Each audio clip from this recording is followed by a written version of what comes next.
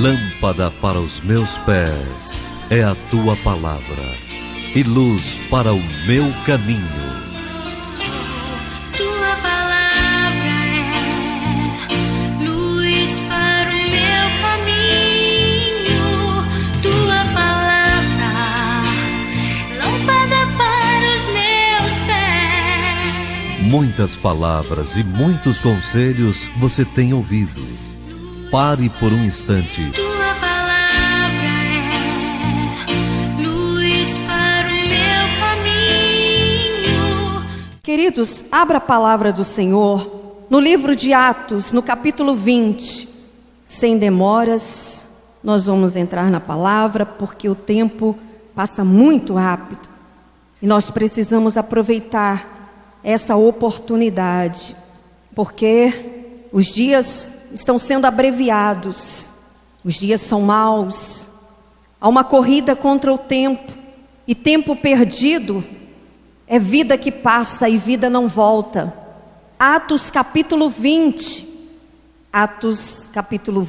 versículo 19, o apóstolo Paulo diz assim: servindo ao Senhor com toda a humildade, lágrimas e provações que, pelas ciladas dos judeus, me sobrevieram, jamais deixando de vos anunciar coisa alguma proveitosa, e de vô-la ensinar publicamente, e também de casa em casa, testificando tanto a judeus como a gregos o arrependimento para com Deus e a fé em nosso Senhor Jesus Cristo.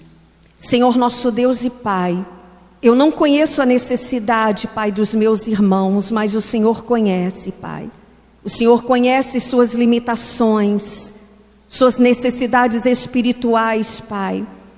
Ó Espírito Santo, eu te peço que o Senhor venha falar individualmente em cada coração, interpretando, Pai, a palavra no íntimo de cada um.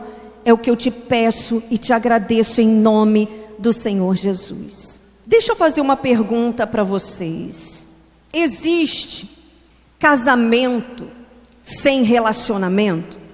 Existe amizade sem relacionamento? Não existe, né? A palavra de Deus, ela diz, o Senhor Jesus disse que Ele nos escolheu para nós darmos frutos. E não somente frutos, mas bons frutos. Quando a pessoa ela tem um relacionamento com Deus, é como uma árvore, vamos dizer assim, um pé de maçã, ou um pé de laranja, um pé de limão. Ninguém nunca passou perto de um pé de laranja, um pé de limão ou qualquer outra fruta e viu ela ali tentando dar fruto, se espremendo, fazendo força, né? A macieira, eu tenho que produzir maçã. E ali ela fazendo aquela força para poder dar maçã ou dar laranja. Não, ela naturalmente floresce e a macieira dá maçã, a laranjeira da laranja. Então, assim é quando a pessoa ela tem um relacionamento com Deus. Flui naturalmente os frutos. E não somente frutos, mas o Senhor Jesus fala dos bons frutos. Não basta dar frutos, Ele disse bons frutos. E assim é no relacionamento conjugal. Quando você vê um relacionamento conjugal, que a pessoa, ela tem que chegar perto da outra, pisando em ovos, ela tem que medir as palavras para poder falar, porque senão o outro estoura, não pode falar por qualquer coisinha, né? Já está brigando, já está estourando. Isso não é relacionamento. E assim é com a amizade. Na época de colégio, eu tinha uma amiga. Ela era, né, da mesma igreja que eu, nós íamos juntas para o colégio, mas acontecia que tinha dia que ela estava virada comigo sem eu saber por quê. E quando eu entrava para a minha classe e ela entrava para a dela, ela me entregava uma cartinha. E eu falei assim, meu Deus, que relacionamento de amizade estranho. Eu achava estranho, mas eu gostava da amizade dela. E até hoje. Então, nós precisamos avaliar o nosso relacionamento com Deus. Aquilo que nos separa de Deus, igreja, precisa ser tirado.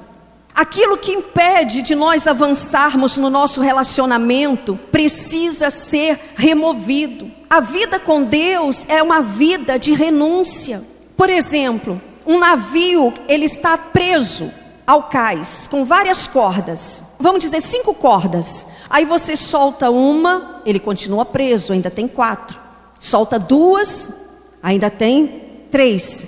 E você vai soltando, soltando, soltando, ainda que fique uma corda prendendo aquele navio ao cais, ele não vai partir. Ele está preso. Quando o Senhor Jesus, ele disse para aquele rapaz, para aquele jovem rico, ele estava ali todo comovido, porque ele falou que observava tudo, ele praticava tudo segundo a lei. Mas o Senhor Jesus o amou e olhou para ele e disse, ainda te falta uma coisa, ainda uma corda te prende. Você ainda não renunciou. Ele falou, vai, vende os seus bens, porque ele era dono de muitas propriedades, diz a Bíblia, e dá aos pobres, e terás um tesouro no céu, depois vem, segue-me. E a palavra de Deus diz que ele se entristeceu, porque ele era muito rico, e ele se afastou triste da presença de Deus. Isso é o que acontece quando nós não queremos abrir mão de algo que Deus pede para nós. Quando nós não renunciamos àquilo que o Senhor já falou que é para nós renunciarmos, e nós resistimos, nós nos afastamos. E o afastamento da vontade de Deus causa tristeza. Ainda que aquele jovem fosse muito rico, mas quando ele se afastou de Jesus, ele se afastou triste. Porque uma pessoa fora da vontade de Deus, ela pode ter a liberdade para ela fazer o que bem entende, mas é uma pessoa triste. Tem pessoas que ela está na igreja, mas ela não abre mão, vamos dizer assim, tem algo que supre. Há algo nela ainda que é carnal, e ela é suprida de gostar de uma cerveja, de gostar de jogos, de azar, ou cigarro, eu não sei. E Deus já falou para ela abrir mão daquilo ali, mas ela prefere se afastar triste do que ela renunciar, quando o Senhor Jesus falou para ele, ainda te falta uma coisa. E eu creio, queridos, que todos os dias o Espírito Santo, ele nos fala, filho, filha, ainda te falta uma coisa. Quando o apóstolo Paulo, ele diz aqui, no versículo 19, servindo ao Senhor com toda a humildade, lágrimas e provações, que ele passava por causa de tantas perseguições, principalmente por parte dos judeus. Ele estava aqui dizendo que para servir a Deus, muitas vezes, nós vamos ter que abrir mão de muitas coisas. A Bíblia diz que Deus, ele resiste ao soberbo. O soberbo, ele é egoísta, ele só pensa nele. E o apóstolo Paulo, ele diz que nós devemos servir ao Senhor com humildade. Senhor, o que o Senhor quer de mim? O que eu preciso fazer para o nosso relacionamento desenvolver? Deus não nos quer crentes somente de religião, um crente religioso. Ele nos quer fervorosos de espírito. Eu gosto muito daquele versículo que fala lá em Amós 3:3, que diz: andarão 2 juntos, se não houver entre eles acordo? Deus está perguntando se 2 pessoas, elas podem ter harmonia em seu relacionamento se tiverem um espírito diferente, ou seja, atitudes diferentes, crenças diferentes, visão diferente, moralidade. Deus está dizendo, não há acordo, não tem como haver sociedade. É como se amarrasse uma corda no pé de um cabrito e a outra ponta na perninha do pato. O pato vai puxar para onde? Para água. E o cabrito? Cabrito gosta de quê? De subir os morros. Então assim, Deus está dizendo, andarão dois juntos se não houver entre eles acordo. Isso se refere tanto para a nossa vida natural, quanto para o nosso relacionamento com Deus. Tem que haver acordo. A Bíblia fala de Enoque.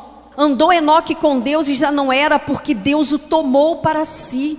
Porque Enoque, ele agradava ao Senhor.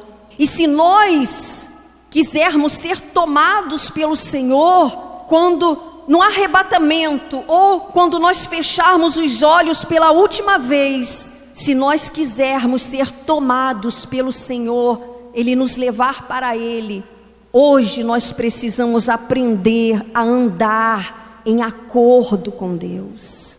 É fazer aquilo que Ele pede na palavra dEle.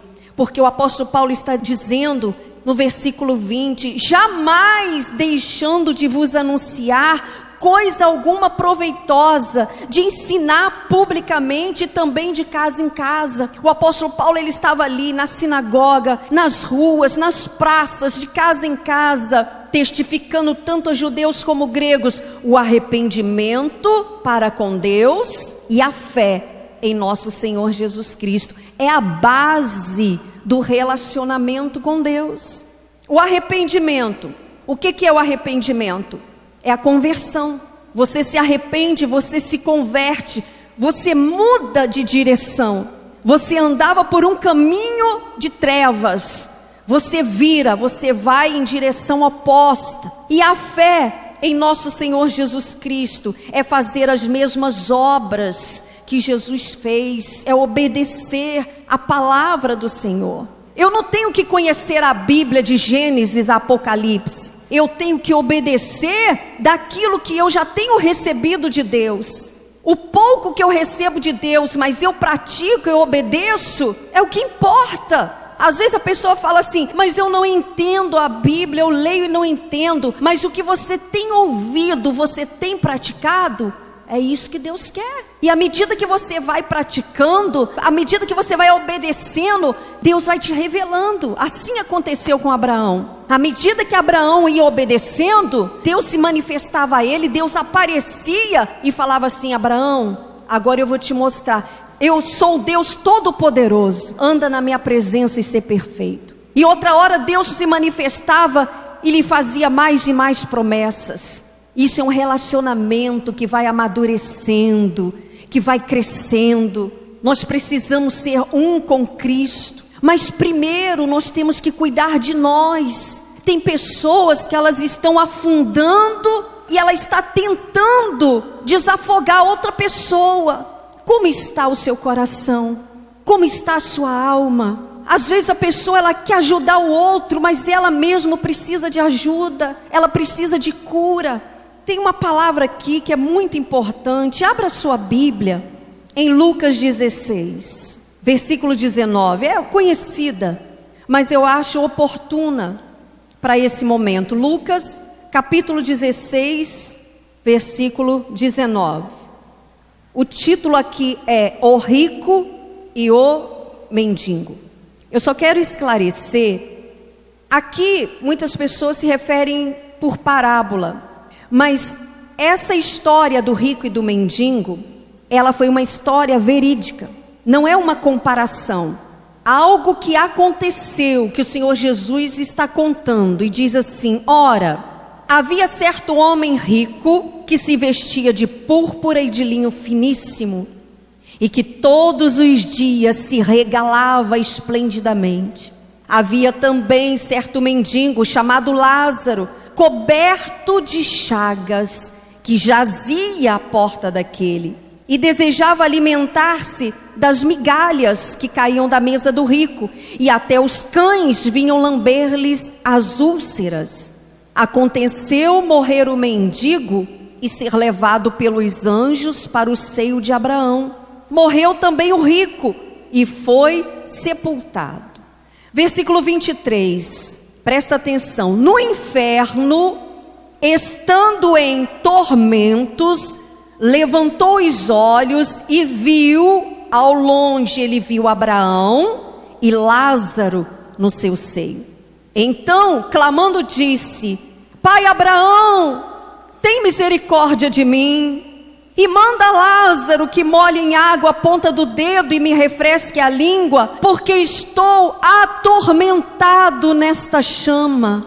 Disse, porém, Abraão: filho, lembra-te de que recebeste os teus bens em tua vida e Lázaro igualmente os males. Agora, porém, aqui ele está consolado, tu em tormentos. E além de tudo, está posto um grande abismo entre nós e vós, de sorte que os que querem passar daqui para vós outros não podem, e nem os de lá passar para nós.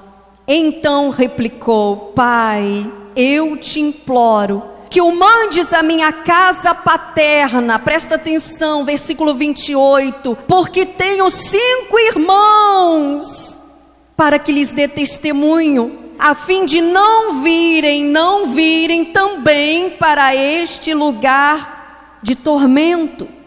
Respondeu Abraão: eles têm Moisés e os profetas, ouçam-nos. Mas ele insistiu: não, pai Abraão, se alguém dentre os mortos for ter com eles, arrepender-se-ão. Abraão, porém, lhe respondeu: se não ouvem Moisés e aos profetas, tampouco se deixarão persuadir, ainda que ressuscite alguém dentre os mortos. Igreja, as histórias se repetem quando você não se posiciona. Esse homem aqui, que a Bíblia não diz nem o nome dele, provavelmente, se aqueles irmãos dele não se convertessem, a história iria se repetir. Os irmãos morrendo e perdendo a salvação.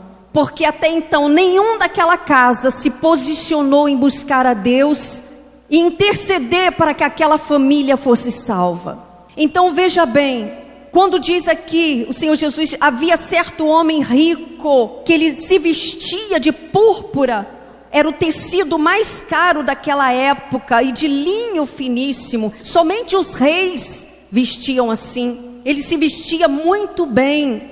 Todos os dias ele estava lá. Ele abria o guarda-roupa dele e ali haviam as melhores roupas. Todos os dias ele tinha as melhores roupas. E ele se regalava. Quer dizer, ele vivia em prazer e luxo. Esse era o estilo de vida desse homem, o rico. Um estilo de vida que nós vamos ver egocêntrico, porque a Bíblia fala que havia um mendigo chamado Lázaro. Ele era doente, era pobre, era mendigo, estava ali constantemente no portão dele, da mansão dele. E todos os dias esse homem rico, ele passava, provavelmente olhava para aquele ser mal cheiroso, cheio de feridas. Como vivem os mendigos, né? Sempre tem um cachorro em volta, resto de comida, moscas, mau cheiro. Todos os dias ele passava perfumado, vestido com belas roupas. Se fosse nos dias de hoje, ele entrava no carro importado dele, ia deixando aquele rastro de perfume e ia para a empresa dele e terminava o dia e voltava para casa e se deitava numa cama bem confortável. E assim ele foi vivendo. Vida boa, que vida boa. Mas esse homem, esse mendigo, que a Bíblia cita o nome dele, porque Deus nos chama pelo nome, Lázaro. Ele era um doente, era mendigo, mas o coração dele era reto. A Bíblia não explica por que ele não usou a fé dele para mudar de vida. Isso aí é uma outra história. Nós precisamos usar a nossa fé em todas as áreas. Tem pessoas que ela usa a fé dela para receber uma cura e ela alcança, mas ela não tem a mesma disponibilidade de usar a fé dela em outra área da vida dela. O mesmo Deus que curou é o mesmo Deus que liberta, é o mesmo Deus que prospera, é o mesmo Deus. Mas nós não vamos conjecturar aqui. A Bíblia se limita a dizer isso de Lázaro. E nós vamos nos deter ao que a Bíblia diz. E o versículo 21 fala que ele ficava ali deitado na porta daquele homem, ele jazia à porta daquele homem e desejava alimentar-se das migalhas que caíam da mesa do rico.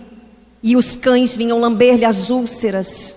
Nós sabemos que essa doença, úlcera, é tipo um tumor que estoura e sangra, mau cheiro. Ele sofria muito ali, até que ele veio a falecer. Versículo 22, aconteceu morrer o mendigo e ser levado pelos anjos para o seio de Abraão. E morreu também o rico e foi sepultado. O seio de Abraão até então, antes do Senhor Jesus morrer e ressuscitar, porque esse era o lugar onde estão os justos que morreram, que é o paraíso. Quando o Senhor Jesus disse para aquele ladrão que aceitou Jesus, ele disse como? Hoje mesmo estarás comigo no paraíso. Oh, aleluia! Agora, igreja, veja aqui, versículo 23. No inferno, vocês sabiam que Jesus falou mais sobre o inferno do que o céu? No inferno, estando em tormentos, ele levantou os olhos e ele viu ao longe Abraão e Lázaro no seu seio. Então ele reconheceu lá no inferno, quando ele olhou para cima, Deus permitiu que ele visse Abraão e Lázaro. Ele reconheceu. Então vai percebendo aí o que é o inferno. No inferno, estando em tormentos, levantou os olhos e viu ao longe Abraão e Lázaro no seu seio. Versículo 24, então ele clamou: Pai Abraão, tem misericórdia de mim. E ali ele pediu que ele mandasse Lázaro molhar a ponta do dedo para refrescar a língua dele, porque ele estava atormentado naquela chama. Então presta atenção, o inferno é um lugar que a pessoa ela vai reconhecer, ela vai sentir o fogo queimar, ela vai sentir sede, ela vai estar consciente de todo o sofrimento. Ele diz: eu estou atormentado nesta chama, eu estou sendo torturado, eu estou angustiado neste lugar. Versículo 25, disse porém Abraão: filho. Abraão lhe chamou de filho. Nós podemos entender que talvez ele fosse um homem desviado, talvez fosse um homem que frequentou um tempo a sinagoga e depois parou. Abraão lhe chama de filho. Veja bem agora, igreja, presta atenção. Lembra-te de que recebestes os teus bens em tua vida. Lembra de que você recebeu tudo quanto queria, tudo de bom você teve na terra. Eu entendo que o inferno é um lugar de recordações. O inferno é um lugar de recordações. Lembra-te, filho, um lugar em que eu vou me lembrar de todas as oportunidades que Deus me deu e eu rejeitei. Por exemplo, esse momento que está acontecendo agora, nós não podemos ver, mas tem anjos aqui. Tem anjos aqui anotando cada palavra que está sendo ministrada. O Espírito Santo esquadrinha cada coração e cada mente e está sendo registrado no momento em que a palavra está sendo pregada. E se algum de nós, porque eu me incluo também, rejeitarmos a palavra, que é rejeitar a Cristo, e nós nos desviarmos, e nós nos afastarmos, e nesse período de tempo, Deus permitir que a nossa vida seja ceifada sem Deus, esse é o lugar que nos aguarda, o inferno. Lugar de sofrimento, mas também lugar de recordações. Recordações de todas as oportunidades que nós tivemos de abraçar a fé, de nós obedecermos a Deus, de vivermos, de servirmos ao Senhor, de renunciarmos a nós mesmos, às nossas vontades, renunciar obras mortas, renunciar à carne, porque Ele nos deu poder para isso. Já pensou?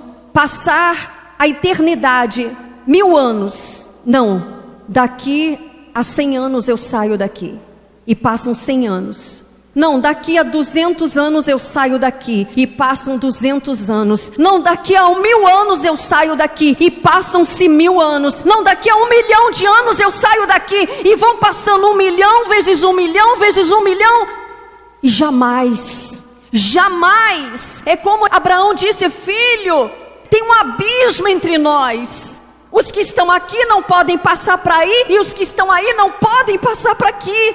Cessou para você o tempo da misericórdia, cessou o tempo. Versículo 27, então ele replicou: pai, eu te suplico, eu te imploro, que o mandes à minha casa paterna, porque eu tenho 5 irmãos, para que lhes dê testemunho, para que eles não venham para este lugar de tormento. Vocês precisam enviar alguém lá para avisar a todos a respeito deste lugar de sofrimento, a fim de que não venham para aqui quando morrerem. Para ele, essa oração foi tarde demais. Por que ele não fez essa oração? Ó Senhor, salva meus irmãos, Senhor, para que quando partirem dessa terra, eles possam ir para o paraíso. Esta oração aqui foi tarde demais. Os destinos desses 2 homens, eles foram irreversíveis a partir do momento da sua morte. Acabou. Por isso que o diabo luta para roubar a semente quando ela é semeada nos corações. Bobagem. Que isso? Uma cervejinha, um cigarrinho. Que isso? Você fazer isso que agrada a sua carne? Ora, Deus não vai se importar. Você merece. E assim ele vai roubando, ele vai afastando a pessoa e vai atraindo cada vez mais para longe da presença de Deus. Não deixa não, queridos. Não deixa não. A árvore que não produz bons frutos, o Senhor Jesus disse que o machado, ele já está posto à raiz da árvore, e toda árvore que não produz bons frutos será cortada. Esse machado, a raiz da árvore, representa o julgamento, e é a própria palavra que nos julga. Então nós precisamos despertar. Versículo 29, Abraão ele falou: olha, eles têm lá Moisés e os profetas, ou seja, a palavra está sendo pregada. E ele insistiu: não, pai Abraão, se alguém dentre os mortos for ter com eles, eles vão se arrepender, eles vão abandonar os seus pecados. Mas Abraão lhe respondeu: se eles não ouvem, se eles não prestam atenção a Moisés, às leis, aos profetas, tampouco vão se deixar convencer, ainda que eu ressuscite alguém dentre os mortos. Porque, igreja, o poder de convencimento está com a palavra. João 8,32, Jesus disse: e conhecereis a verdade, e a verdade vos libertará. Então essa tem que ser a nossa oração em favor dos nossos familiares que estão perdidos, que estão longe da presença de Deus, que estão entregues à prostituição, que estão entregues aos vícios. Não dá para imaginar nós na presença de Deus. Nós tomamos posse das promessas, tendo conhecimento do que nos aguarda de bom, e aqueles que nós dizemos que amamos perecerem no inferno para sempre, e eu dar de ombros, que se vire, deixa para lá, cada um vai viver a sua vida, se morrer no vício, que morra na prostituição. Não, isso não é amor. Isso não é amor, porque o inferno é real, assim como o céu, e pesa sobre nós, pesa sobre a minha vida orar por vocês, pesa sobre a vida do bispo orar por vocês. Nós não temos filhos físicos, mas Deus nos deu filhos espirituais. A alma de cada um de vocês pesa sobre nós. E ai de nós, se não fizermos como o apóstolo Paulo disse aqui, pregar a palavra, explicar a palavra, sem omitir a verdade. Isso Deus requer de nós e de vocês, é que ouçam a voz do Espírito Santo. Para encerrar, abra em Apocalipse. Apocalipse 20, versículo 14 e o 15, diz assim, presta atenção. Então, a morte e o inferno foram lançados para dentro do lago de fogo.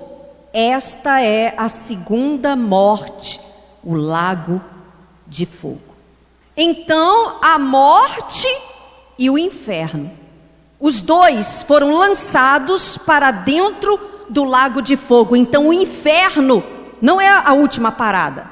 Ainda tem outra parada, que vai ser a definitiva. Quando a morte vai se unir com o inferno e eles serão lançados para dentro do lago de fogo. Esta é a segunda morte. Ora, aqui fala de segunda morte. Se fala de segunda morte, porque houve uma primeira morte. Mas aqui não está falando na morte física. A primeira morte, que foi a morte espiritual, o pecado de Adão, a separação do homem de Deus. Quando Adão pecou, foi a primeira morte, a morte espiritual. Todos nós nascemos debaixo dessa morte. Todos nós precisamos nascer de novo, aceitando Cristo, aceitando Jesus, porque Ele venceu. Ele foi o segundo Adão que venceu a morte. Então ele diz, esta é a segunda morte, quer dizer, a separação eterna de Deus. Já pensou? Separados da presença de Deus eternamente. E se alguém não foi achado inscrito no livro da vida, esse foi lançado para dentro do lago de fogo. E se alguém não foi achado inscrito, o que significa inscrito? Inscrito significa arrolado, gravado, matriculado, registrado. E se alguém não foi achado, matriculado, registrado no livro da vida, esse foi lançado para dentro do lago de fogo. Essa deve ser a nossa principal preocupação. Quando os discípulos chegaram alegres e falaram, Senhor Jesus, até os demônios se nos submetem pelo teu nome. E o Senhor Jesus falou o quê? Alegrai-vos, não porque os espíritos se vos submetem, mas porque os vossos nomes estão arrolados nos céus. Aleluia. Queridos, a alma ela é algo imortal. A alma, ela é eterna. Esse deve ser o tema principal da sua vida e da minha vida. Você se lembrar que a sua alma é eterna. Que o seu corpo, quando ele morre, a sua alma não morre. A minha alma, ela não morre, ela segue vivendo. O corpo morre, mas a alma segue vivendo. Ou ela vai para o céu, ou ela vai para o inferno. O nosso corpo é importante, mas a nossa alma é mais importante, porque ela é eterna. E o destino da alma, ele é determinado aqui. É aqui, ó. É nas escolhas, é em cada escolha que você faz. O destino da nossa alma é em cada escolha que nós fazemos. É aqui, é nesse tempo que nós estamos vivendo. Você crê que Jesus é o Filho de Deus? Você o confessa como seu Salvador? Você tem adotado um estilo de vida diferente estando na presença de Deus? Porque se você crê em Jesus, se você confessa Jesus, mas não adotou ainda um novo estilo de vida, a Bíblia diz que no céu não entra injustiça, no céu não entra pecado. Esse corpo aqui é a casa em que mora uma alma. Dentro do seu corpo tem uma alma. E quando esse corpo morre, a alma segue vivendo. E para onde vai a minha alma? Para onde vai a sua alma? Eu estou determinando em vida. Você determina em vida para onde vai a sua alma. Você quer saber se você vai para o céu ou para o inferno? Veja o estilo de vida que você está levando. É simples assim. Está aqui na Bíblia. Não dá para você mudar alguma coisa depois da morte. Nós vimos aqui, filho, tem um grande abismo. Tudo é corruptível, igreja. Tudo passa, tudo se perde. Tudo isso aqui, mas a alma, ela vai viver para sempre. Você pode matar o corpo, mas você não pode matar a alma. Se o seu corpo morre, a sua alma segue vivendo. Jesus está voltando. Se posicione. Essa palavra, ela vem primeiro para mim. Se posicione, mulher de Deus, homem de Deus, porque ainda dá tempo de nós arrebatarmos das garras de Satanás aqueles a quem nós dizemos que amamos, para que eles não pereçam. Aquele que pensa, que cuida, está em pé. A Bíblia diz: vigie para que não caia. Que Deus abençoe a sua vida com esta palavra, em nome do Senhor Jesus. Igreja Mundial do Poder de Deus. A mão de Deus está aqui.